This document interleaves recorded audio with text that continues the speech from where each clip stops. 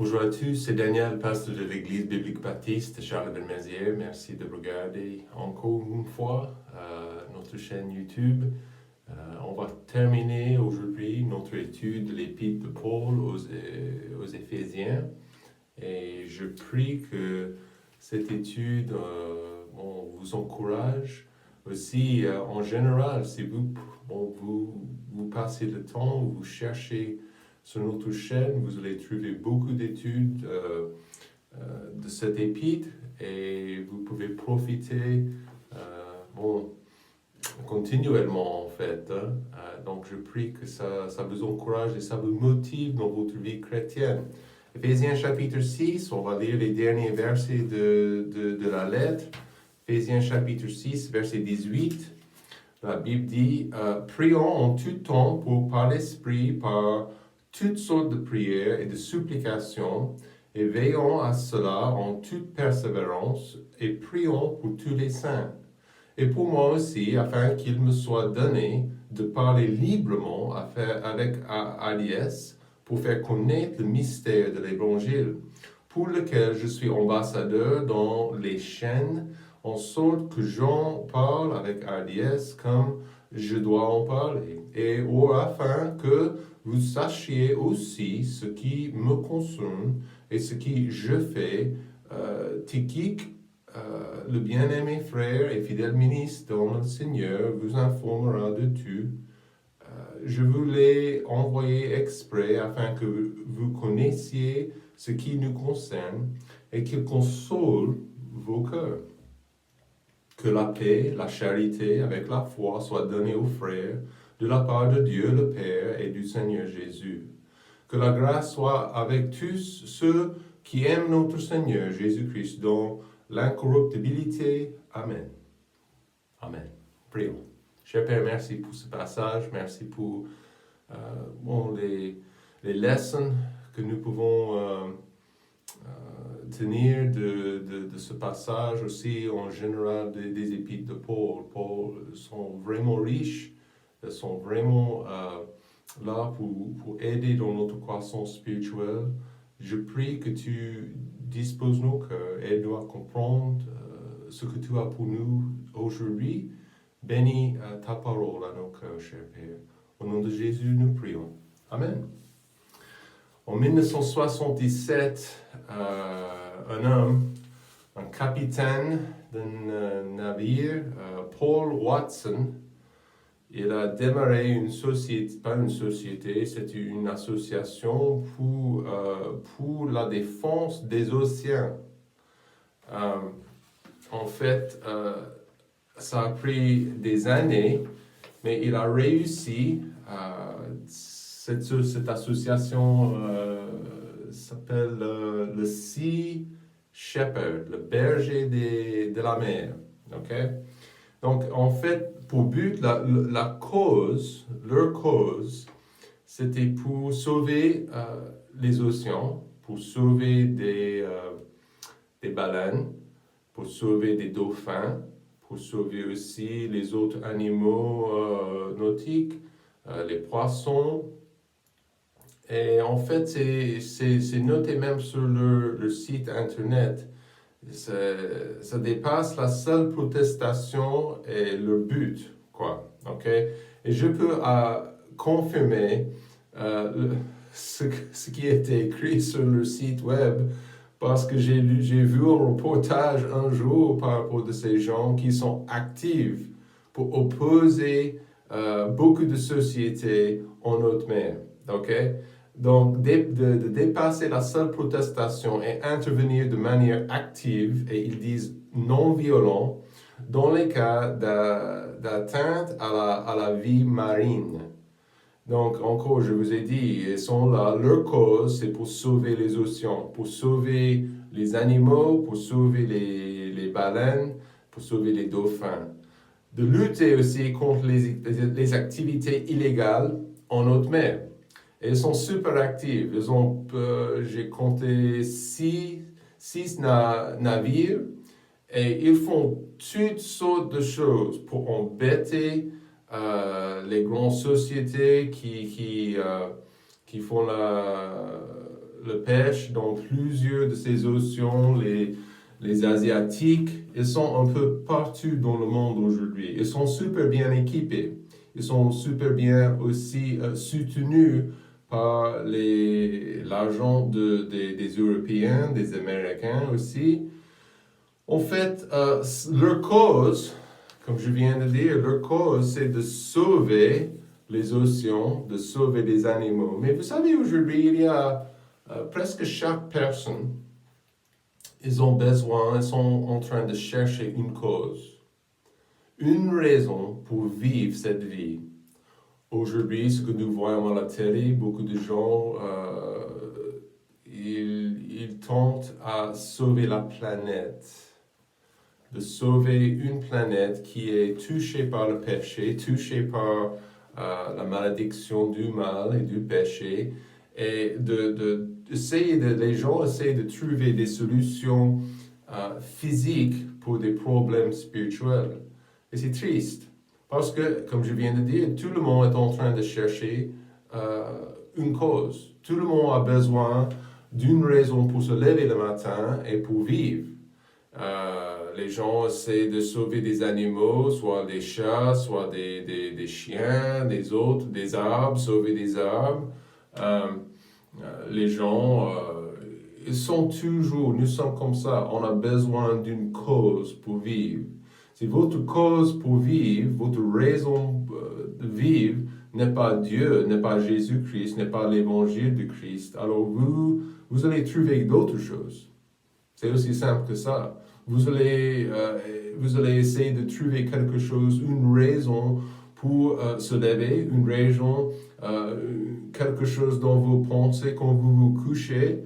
Donc nous avons étudié que le chrétien est bien dans le combat spirituel, et c'est clair dans Éphésiens chapitre 6. Satan et ses forces font tout pour empêcher la cause de Christ.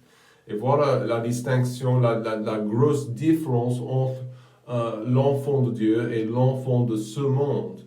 L'enfant de Dieu, il est passionné, il est motivé par la cause de Christ. Quelle est la cause de Christ? En gros, c'est pour répandre la bonne nouvelle de la vie, la mort et la résurrection de Jésus-Christ. Comment le pécheur peut avoir le pardon et la vie éternelle. Ça, c'est la cause ça devrait être la cause de chaque enfant de Dieu. Mais nous savons, comme dans ce combat spirituel, que Satan, il tente à bloquer le message de l'Évangile, il tente à empêcher l'objectif de l'Église locale. Et à la télé, sur l'Internet, dans les réseaux sociaux, c'est presque impossible, même aujourd'hui, de trouver la vérité à cause de tout ce bruit. Hein, ok? Et vous comprenez ce que je dis. Il y a toutes sortes de blabla, toutes sortes de bruit, et ça c'est notre ennemi, d'accord? Comprenez bien que c'est nous qui sommes en attaque. Donc peut-être vous avez l'impression aujourd'hui que je suis ici en France, je suis dans la minorité, pas beaucoup de chrétiens, pas beaucoup de croyants. Donc il faut comprendre aujourd'hui que c'est dans ce monde de dire nous sommes dans la minorité. Ça c'est vrai, nous sommes dans la minorité. Mais la réalité, on ne peut pas vivre une vie timide. On ne peut pas vivre cette vie chrétienne comme nous battons d'une perspective d'être trop petit ou trop faible. Par contre, la réalité pour nous et la bonne nouvelle pour nous, on se bat dans cette guerre, dans ce combat spirituel, d'une perspective de la victoire. Nous avons Christ, il est plus fort, il est plus puissant que notre ennemi, que le monde, et c'est important, et c'est maintenant de comprendre que ça, nous gagnons. Nous allons gagner cette guerre. Donc il semble que des fois, Satan gagne des petites batailles, mais attention, ça doit être vous et moi, c'est l'Église qui avance la bonne nouvelle. Nous gagnons la guerre. Écoutez-moi, nous gagnons cette guerre spirituelle. L'Église et les chrétiens, ensemble, qui avancent la bonne nouvelle dans le territoire de notre ennemi. Nous sommes puissants en Christ. On a vu Éphésiens 6, 10. Au reste, mes frères, fortifiez-vous dans le Seigneur et par sa force toute puissante. Donc, important pour nous. Donc, et nous voyons la passion dans les épîtres de Paul. Nous voyons sa passion. Il a persécuté les premiers chrétiens. Vous pouvez lire son histoire dans les Actes des Apôtres. Il a persécuté les premiers chrétiens avec ferveur. Il a été sauvé sur le chemin vers Damas. Et après sa conversion, après son salut, il a voyagé. Il a commencé. Pas tout de suite, ça a pris quelques années, mais il a commencé à voyager. Dieu l'a appelé d'être missionnaire. Et il a voyagé partout dans le monde connu, autour de la mer, avec une bonne semence, et il a passé sa vie ici-bas en train d'implanter des églises, en train d'avancer le message de Christ dans les ténèbres. Les ténèbres là-bas, à ce moment-là, sont exactement les ténèbres aujourd'hui.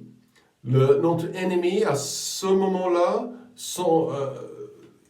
notre ennemi, il est toujours en place. Attention, ce n'est pas facile. Satan, il a opposé l'apôtre Paul. Il a envoyé, vous lisez les Actes des Apôtres, vous voyez que beaucoup de temps, il a provoqué les païens pour mettre Paul en prison, pour accuser Paul de plusieurs choses bizarres. Donc, ce n'est pas facile. Satan va opposer chaque enfant de Dieu qui essaie de faire le bien, qui essaie de vivre pour Christ et de vivre en mission. Ok? Donc, en fait, cette épître aux chrétiens à Éphèse, les Éphésiens, était écrite d'une prison. Vous voyez verset 20, pour lequel je suis ambassadeur dans les chaînes. Donc, Paul était en prison en train de noter cette lettre à ses fidèles à Éphèse. Et plusieurs fois, Paul était mis en prison. Simplement parce qu'il a prêché Jésus. Simplement parce qu'il a partagé que Jésus était en vie. Donc, vous serez opposé par le monde si vous êtes déterminé de faire le bien. Mais si vous n'êtes pas super déterminé, alors à la première opposition, vous allez laisser tomber, vous allez continuer de faire comme vous voulez. Ok? Et si vous êtes déterminé de vivre pour Jésus-Christ et de vivre pour la cause de Christ, alors vous serez opposé. Soyez prêts. Ok? La force de tous les chrétiens, ces églises locales qu'il avait implantées, ces gens, ces groupes, ces chrétiens étaient une lumière dans un monde connu, mais aussi c'était une source de force et d'encouragement pour l'apôtre Paul. Cet homme n'était pas seul. Et voyez dans chaque lettre de Paul, aux Philippiens, aux Galates, Colossiens, Thessaloniciens. Donc ces gens, ces églises locales étaient en place, étaient quelque chose qui a motivé et qui a encouragé Paul. Il n'était pas seul. Et encore, peut-être nous avons l'impression aujourd'hui que nous sommes seuls, le seul chrétien, le seul croyant. Et une chose pour nous, vous n'êtes pas seul. Si vous êtes membre dans notre région, vous regardez cette vidéo et vous êtes chrétien, alors vous avez un lieu à l'Église biblique baptiste où vous êtes entré dans les épreuves. Vous êtes entré par les autres chrétiens qui se sont comme vous, qui ont des épreuves comme vous, des difficultés comme vous, et c'est une grande famille, quoi, ok? Voilà la différence que nous pouvons faire dans le monde, quand nous comprenons que nous sommes ensemble, nous sommes liés, comme nous avons déjà vu en Éphésiens, le corps de Christ. Nous pouvons faire une différence, et j'espère et je prie que ce soit votre envie de passer votre vie, combien de temps qui vous reste, et de faire un impact dans votre monde pour l'éternité, pour la cause de Christ. Si ça, ce n'est pas votre envie, alors peut-être vous êtes distrait. Peut-être vous êtes Satan, il a réussi à vous distraire. Donc aujourd'hui, nous avons une grande responsabilité, c'est d'avancer pour la cause de Christ, d'avancer l'Évangile. Et Actes chapitre 4, verset 32, la Bible dit, « Oh, la multitude de ceux qui avaient cru n'était qu'un cœur et qu'une âme. » Moi, j'adore cette pensée. La réalité que les chrétiens, les premiers chrétiens, les premières églises étaient ensemble. 2 Corinthiens chapitre 13, verset 11. Au reste, frères, réjouissez-vous, tendez à la perfection, consolez-vous, ayez un même sentiment. Donc, ça, c'est ce que nous voulons, une âme, ensemble, un cœur, le même sentiment. Pourquoi? Pour la cause de Christ, pour la cause de Jésus. Nous le faisons ensemble. Et aujourd'hui, si vous n'êtes pas bien engagé, bien enraciné dans l'église locale, vous manquez quelque chose énormément pour votre vie, votre efficacité comme un enfant de Dieu. Dieu, nous ne sommes pas des agents, des gens libres, ok? Dieu, la volonté de Dieu, le plan de Dieu, c'est pour que je sois lié à mes frères et mes sœurs en Christ. Donc attention, chaque église qui dit, avec le nom sur le panneau qui dit église, ça ne veut pas dire qu'ils sont une église biblique. Ça ne veut pas dire qu'ils sont en train de prêcher la vérité. Donc il y a énormément d'églises qui ils partagent quelque chose qui est faux. Donc aujourd'hui, c'est important de revenir à la Bible, d'examiner l'église locale et de voir s'ils sont bien d'accord, en accord, et ensemble, comme des enfants de Dieu, nous pouvons avancer le royaume de Dieu dans ce monde. Donc, soyez unis pour la cause de Christ. Première chose. Donc, il faut être unis pour sa cause dans la prière persistante.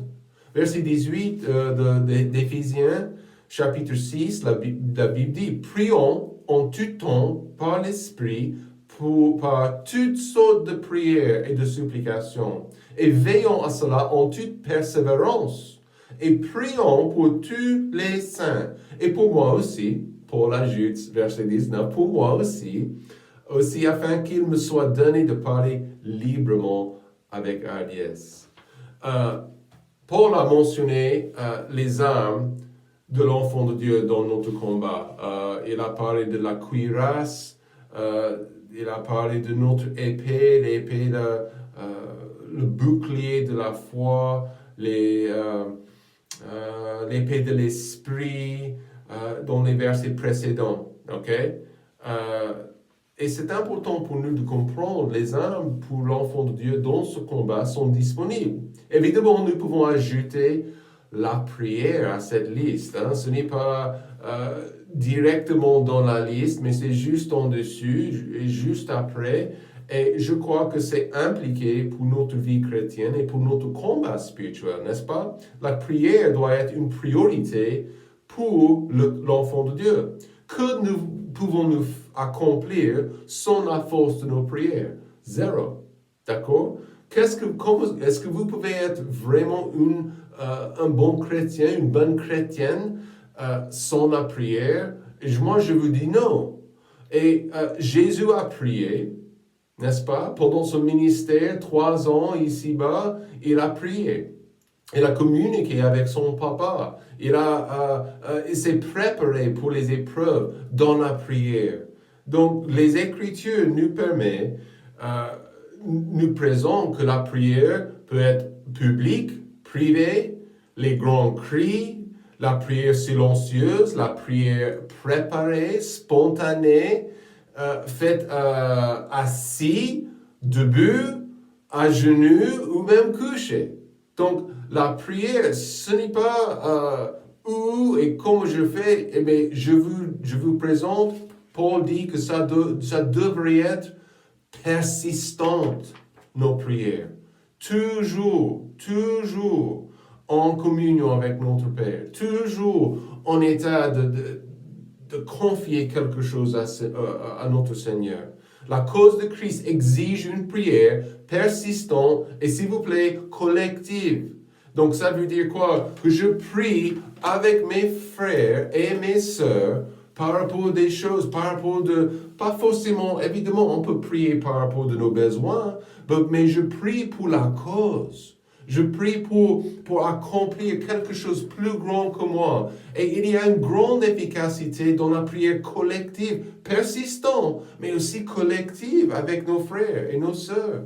Nous bombardons Dieu avec nos requêtes pour avancer son royaume, pour révéler la vérité, pour que son message soit répandu dans le monde, pour que Dieu bénisse les efforts dans les autres régions du monde, pour que Dieu avance son royaume ici dans les Ardennes. Ça, c'est ce que nous prions. Nous prions pour les missionnaires, pour nos amis perdus, pour les membres de nos familles qui sont perdus. Donc, persistante, collective dans la prière pour nos frères et pour nos sœurs. Paul, il dit ici, il a même demandé la prière pour qu'il soit, assez courageux de parler aux gens, peut-être les soldats romains qui se sont occupés de lui dans la prison. Donc, pour moi aussi, afin qu'il me soit donné de parler librement. Donc, il y avait des moments même pour Paul, quand il était timide, quand il était face à face avec un inconverti. Donc, même chose pour nous. On prie les uns pour les autres pour que nous soyons courageux pour parler comme il faut, avec courage. Et ces gens, en fait, les gens qui ont reçu cette lettre, cette épître, ils ont connu Paul. Donc, c'était naturel. On va prier pour lui, certainement. Donc, on doit être unis, ensemble pour la cause de Christ, dans la prière persistante, aussi dans le témoignage fidèle. Verset 19, Paul, dernière partie de verset 19, pour faire connaître, le mystère de l'évangile. Quel évangile? L'évangile de Christ. Verset 20, pour lequel je suis ambassadeur dans les chaînes, en sorte que j'en parle avec hardiesse comme je dois en parler. Et aujourd'hui, le témoignage personnel et le témoignage fidèle sont hyper importants. Le but de notre cause, c'est d'annoncer l'évangile de Jésus. Avant Christ, le mystère était comme Dieu, comment Dieu accomplir, est-ce qu'il va accomplir le salut des âmes, former son corps, l'Église. Ça, dans l'Ancien Testament, était complètement un mystère. Mais nous voyons avec clarté, avec précision dans le Nouveau Testament, comment Dieu forme et prépare son corps pour aller dans le monde, pour accomplir sa mission. C'est notre tâche aujourd'hui. C'est notre tâche d'être des témoins fidèles, comme Paul a dit en verset 20, des ambassadeurs de Christ. Donc je vous demande aujourd'hui, comment vous représentez Jésus-Christ dans votre monde personnel? J'espère que vous êtes, peut-être les gens vous connaissent comme un chrétien. Peut-être vous êtes bien caché. Votre témoignage et le fait que vous êtes enfant de Dieu, c'est un secret. Donc nous représentons la cause de Christ ici. Et le but, c'est de parler. Le but, c'est de partager. Le but, c'est de témoigner de ce que Jésus-Christ a fait dans mon cœur et dans ma vie. Si je suis la seule lumière à mon boulot, je dois briller comme tu, ok? Dieu a quelque chose pour moi à accomplir, quelque chose pour moi à faire. Mais je dois comprendre, mon témoignage doit compter pour l'éternité. En Jean chapitre 1, verset 7, ça parle ici de Jean-Baptiste, mais c'est une phrase intéressante. Il vint pour être témoin, pour rendre témoignage à la lumière, afin que tous cruent par lui. Voilà le but de Jean-Baptiste, et c'est exactement ce qu'il nous faut. Notre but, pour être témoin, pour rendre témoignage à la lumière, afin que tout le monde croit par Christ, par lui, en lui. Aujourd'hui, exactement, c'est notre tâche. Un témoignage fidèle. Et si nous sommes unis, si tous les chrétiens sont unis dans cette tâche, dans cette cause, on peut accomplir des prodiges pour Dieu. On peut faire des choses énormes. Donc vous parlez, est-ce que vous parlez pour Jésus-Christ comme il faut? Ou est-ce que vous êtes silencieux, ok, en vue de ce que Christ a fait pour vous? C'est pas bien ça. Troisième chose, soyez unis pour la cause de Christ. La dernière chose, s'il vous plaît, dans le partage continu. La Bible dit en verset 21, « Or, afin que vous sachiez aussi ce qui me concerne, et ce que je fais. » Tychique, le bien-aimé frère et fidèle ministre dans le Seigneur, vous informera de tout. Donc apparemment, Paul, il a envoyé Tychique, un fidèle, avec cette lettre, cette épître pour l'église à Éphèse. Je vous les envoie exprès afin que vous connaissiez ce qui nous concerne et qu'il console vos cœurs. Donc il a envoyé un émissaire, un autre frère, un autre fidèle. Évidemment, Paul était en chaîne et il n'était pas très libre. Il a envoyé un autre frère. Et vous lisez les épîtres de Paul. Et vous voyez que Paul avait toujours des frères qui ont voyagé avec lui, des fidèles, des hommes fidèles qui ont resté avec lui. Et peut-être des fois, ils ont resté dans le lieu pour former des convertis, pour continuer de fonder leur foi, de les aider, de grandir dans leur nouvelle foi. Paul voulait que l'Église à Éphèse soit au courant de ses efforts, au courant aussi de ses difficultés. Il était en chaîne. Et Tychique leur annoncerait les nouvelles. Pourquoi? Parce qu'ils étaient des frères et des sœurs. Même s'ils étaient séparés par une distance, quoi que ce soit, nous sommes dans la même cause. Nous sommes là pour la même raison comme des enfants de Dieu. Soit je suis en France, soit je suis en Afrique, en Amérique. Cette vie, nous sommes ensemble. Souvent, nous avons l'idée que on doit garder notre vie privée et ça reste privé. Mais je veux vous dire quelque chose. Dans une famille, il y a un partage. Quand Dieu vous bénit, je veux savoir. Quand vous êtes à l'hôpital, vous êtes dans le besoin, je veux savoir, je veux être disponible pour prier avec vous. Ça, c'est naturel. Et c'était naturel pour Paul, Tychique, Timothée et les autres fidèles de cette époque. Quand vous souffrez, je veux souffrir avec vous. Tenez-moi au courant. Tenez-nous au courant. L'Église locale doit partager. On partage le bien, on partage le mal. Vous êtes mon frère, vous êtes ma sœur. Pourquoi garder des bonnes nouvelles, des mauvaises nouvelles sans partager ça à l'église locale, à vos frères, à vos sœurs? On a besoin les uns les autres. Une grande fonction de l'assemblée, c'est le partage. Et donc, vous voyez ça dans cette attitude de Paul dans versets 21-22. Et même 23-24. Cette attitude de Paul, mais quand je m'engage dans cette mission, dans l'église locale, je ne reste pas séparé. Je suis dedans. Nous sommes ensemble. Et voilà, il a envoyé Tychique pour encourager, pour motiver et pour que ces gens soient au courant. Il était sincère. Il a prié pour la famille de Dieu. Il a prié pour ces personnes, ces individus dans les à Éphèse, en Galatie, en Thessalonique. Donc, il était avec eux. Pourquoi? Parce qu'il y avait le partage continu. Et aujourd'hui, c'est comme ça. On doit partager les bonnes choses et les mauvaises choses. Honnêtement, Dieu nous donne nos vies différentes. Et il y a certaines choses que je dois supporter moi-même, mais en réalité, avec des frères, avec une famille, avec une église locale, j'ai un lieu où je peux partager mes douleurs, je peux partager mes souffrances, je peux partager les bonnes choses, les réponses à prière. Et qu'est-ce qui arrive? La famille est bien encouragée et motivée. Et la famille on peut être solidaire. Pourquoi? Pour avancer le royaume de Dieu ensemble. Nous avons une cause qui compte pour l'éternité.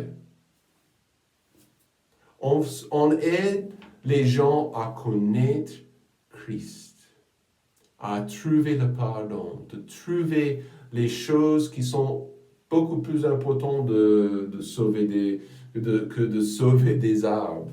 Ok? Ça, c'est important aussi, mais en fait, aucune comparaison entre les âmes éternelles des gens.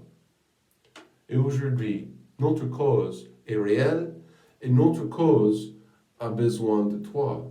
La cause de Jésus. Les gens autour de vous sont en train d'aller en enfer. L'église locale de Charleville-Mézières a besoin de vous. Ok? Soyez unis et soyez bénis. Que Dieu vous bénisse.